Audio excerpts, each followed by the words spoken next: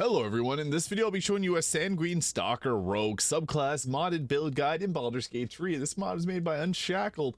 It is a bit overpowered, but it can be very fun, so we'll be breaking down a full build for this. So we'll start off obviously as the Rogue, and for our ability scores we're going to build around Dexterity. Now you can use Strength or Constitution, it's entirely up to you. If you wanted to, you could do something like a 14 Strength and 16 Dexterity and Constitution, and then I would recommend having your Wisdom saves a little bit higher. So something like this can work pretty well, and we'll go ahead with also showing off combat and gear so you know how to use this class to its full potential.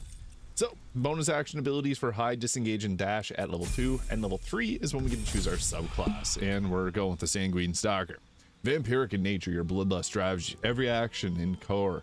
In your blood you find strength. So you get the Relentless Thirst. After drawing blood you gain a burst of primal desire, gain a bonus action. So if you bleed a target, you get to get another bonus action. Let's get the Lacerate. On hit, lacerate a target, causing them to bleed permanently unless they heal. That's actually crazy because we can set up bleed and then get a bunch of benefits from it. A Tiger Heart Barbarian will work perfectly alongside this with the Wolverine aspect, which can stop targets from moving around. So we also get ourselves the Vampiric Bite here, which is a 2d4 heal to you and 2d4 piercing damage. And not if it's sleeping or you're hiding. You also get to use this as a bonus action, so it's a nice ability to use alongside your Relentless Thirst. So yeah, this one gets strong because once we get to level 4 we get Vampiric Strike. So this deals a damage when wounds on the target. It's more than 0 slashing. We get our ability score improvements, which will increase our dexterity with, and then at level 5 this is where things get very strong. So you get the Uncanny Dodge, take half damage on physical attacks. You get the Bloodlust, your affinity blood drives you to kill again, get an additional action upon killing a target. And you're going to see this becomes really crazy really quickly. So after that you also get the Blade Licker. So after you attack with a melee attack you can lick the blood to gain 1 to 42 health points back. So yeah, melee attacks will heal you. It gets crazier now when at level 6 we get the extra attack. So extra attack, get a bonus action. You take our target, you get another action for another attack, so you can do 6 attacks at level 6. Crazy. Bloodseeker, you can hear the blood pouring from their arteries, gain advantage on bleeding or lacerated targets, so you're not going to miss them now. You also get to take a skill proficiency. Intimidation and Deception are great because they're both skills used around in combat or dialogue. So this is a great face of the party. You also get the Evasion, so you take half damage on all spells and no damage if you succeed the Dexterity saving throw. And you get Inured to Undeath, so you have steeped yourself so completely in death that you're resistant to necrotic damage, and moreover your health point maximum cannot be reduced. So necrotic damage, not extremely common, but Blight is a spell that the enemies like to cast on us, which will now take half damage from. Subclass feature: when not in sunlight, regenerate 1 health point unless struck by radiant damage. And at level 8 we can take our dexterity up to 20, so very nice. At level 9 we get ourselves an improved extra attack, so attack, extra bonus action, extra action, attack. If you got haste, that's like 12 attacks. It's kind of crazy. And Blood Frenzy, after killing a target, enter a frenzy and gain a multi-attack. Yeah, you can see where this is going. This is great for a solo run through because it's powerful, but kind of fair if you're, just soloing it. Maybe even Tactician enhanced. We can fly at level 10 and we get another feat. So Alert's a really good choice. The Savage Attacker is also good because you reroll your damage die, so that is another choice you could go with. Or go with Alert there for the +5 initiative, making sure we go first to take out everybody. Reliable Talent: when you get an ability check with a skill you're not proficient in, the lowest you can roll is a 10, and you get a subclass feature, Bloody Execution. After killing a target, your next hit will be a critical hit. You can see where this is going. This becomes crazy. Surgeon Subjugation Amulet works well here. And at level 12 we get ourselves a command action, so you can basically command a target to do whatever you want. It's like command spell, but much higher chance of succeeding. We could also go with a ability score improvement too, but I think Savage Attacker works very well if we want to be focusing on overall melee damage. So this can be really good. You could also, I'm a big fan of Crossbow Expert because this lets you use crossbows at close range. We could have taken, instead of Alert, Sharpshooter and Crossbow Expert and been a close range attacker. I'm just going to go with the Savage Attacker though, because we're going to take advantage of melee attacks and also going with bow attacks. So what this ends up looking like in combat, or in terms of gear. So I just went with the Dolor Amaris daggers here, but the best ones obviously would be something like going with the Crimson Mischief in your main hand, because this will make targets take an additional 7 piercing damage from attacks when you have advantage. And then in an offhand we'll go with the Blade of First Blood, or the Orin's other dagger there. This will give us that a +1 armor class.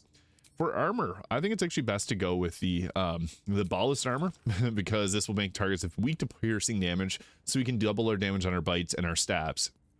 That's really good. In addition to this, we can also go with something like the for our gloves.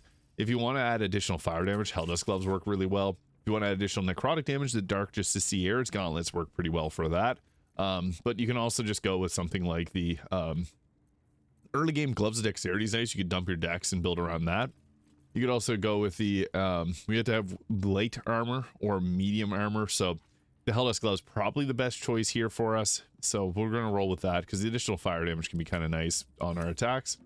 And we'll go with our cloak protection for better armor class, although Deathstalker mantle makes more sense. This basically makes us turn invisible after attacking, so it's really good for stealthing. If you're the Dark Urge, this fits perfectly. Mask of Soul Perception gives a boost to our attack rolls.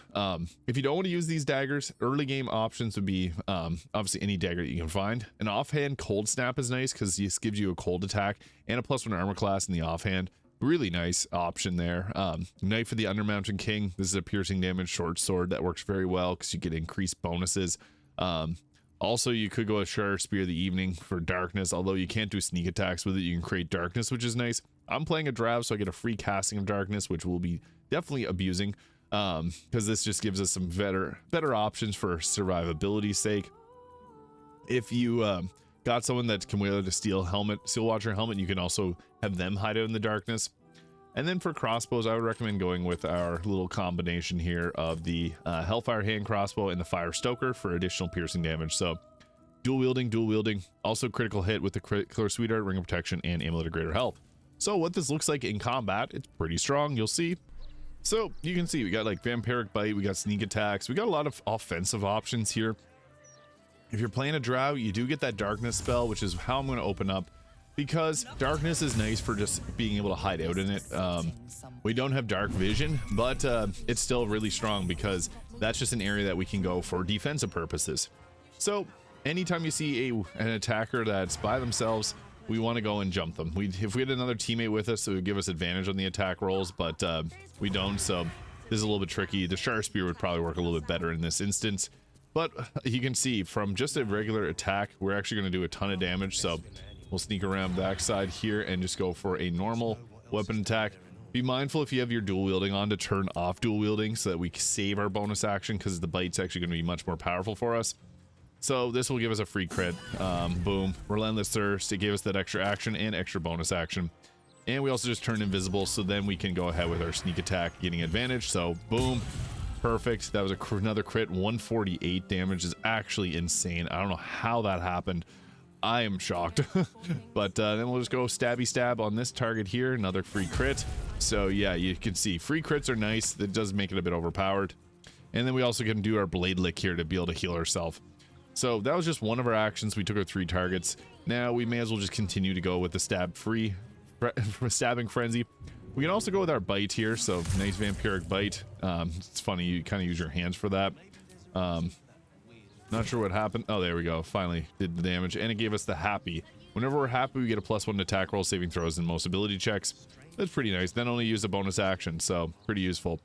We also just rolled a crit again, so boom, that did a good amount of damage. And we'll go around because we have improved extra attack, so we can keep stabbing.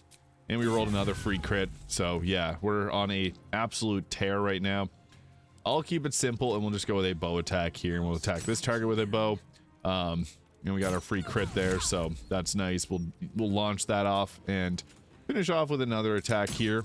Boom, that took them out. Nice. We could also use the Vampiric Claws, which we could use to attack with that, because this counts as an attack with the Vampiric Claws. But we'll just go with a bow attack here, and we rolled another free crit, so sweet.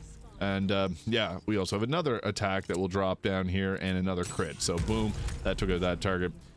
Not bad. Not bad at all. Yeah, you can see we get a lot of actions. We're blinded in here, but that's okay, because it messes with their AI, so archers won't shoot at us.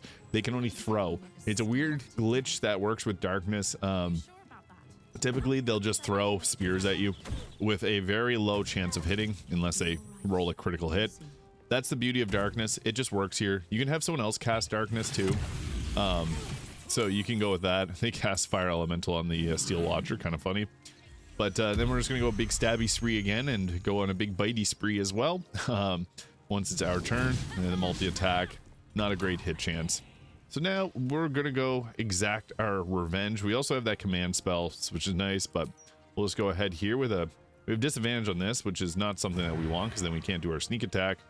And we can only do the vampiric bite once per short rest, which is kind of unfortunate. But we also got illicit abilities. We got black hole, which we can use to just pull everybody into the point that we select. So we'll use this to draw everyone in. So black hole right here. This pulled everybody into this one spot. If you wanted to, you could go with a mind blast, but that'll make it way too easy. So what we're going to do is we're just going to stab again. And we're going to go for the mage first. We always want to go for the mages if possible. We rolled a 39 to hit, which is actually insane. 17 dice rolled, 22 bonuses. Boom, insta kill. Yeah, this becomes way too powerful, as I mentioned. And another kill. And we did have invisibility, which we could have got another attack action from. It spawned more guards, which is kind of funny, but that's perfect because we'll just go and stab them all. Boom, another knockout. And then I'm not going to risk moving too close to that. So what we'll do is I guess we can't attack with advantage there, but that's all right because we got bow attacks. So we'll go with this here. Rolled a free crit, boom. And I guess we have the off. I forgot to turn off the dual wielding again, so it did an offhand attack. But that's okay. We'll finish them off there. Boom. And then we also have some more that we can do on the other targets, so we'll just continually shoot off at them. Boom, critical hit. And I don't know why Executioner keeps popping up, but hey, it's okay. This class is pretty overpowered. And we'll get another crit off on them, taking out another target. Yeah, you can see it gets a little bit overpowered. Another attack, boom, critical hit. And that was it for our action. We stabbed a lot, and we'll just go hide out in our darkness again. So they're not going to have a great chance of doing anything towards us. They, for some reason, just skip their turn, and it's our turn again. So I might just use command and tell them to come towards us, so we can do the command approach. And I guess we have to get out of the darkness first to be able to pop that off on them. So command approach on them, 35% chance. Not super likely. It worked. And we can only do this once per turn, so that's not ideal, but it is what it is. And we'll see if I can get there. Nice. That was all we needed. Critical miss, of course. And that took them out, but we have our friend there that's going to come towards us, so we'll just go back and hide out in the darkness. They're running towards us, and then we can pop out and hit them with this fancy sneak attack from invisibility. Boom, taking them out. So yeah, that is a very powerful Sanguine Stalker. It's a modded class. Powerful, but fun.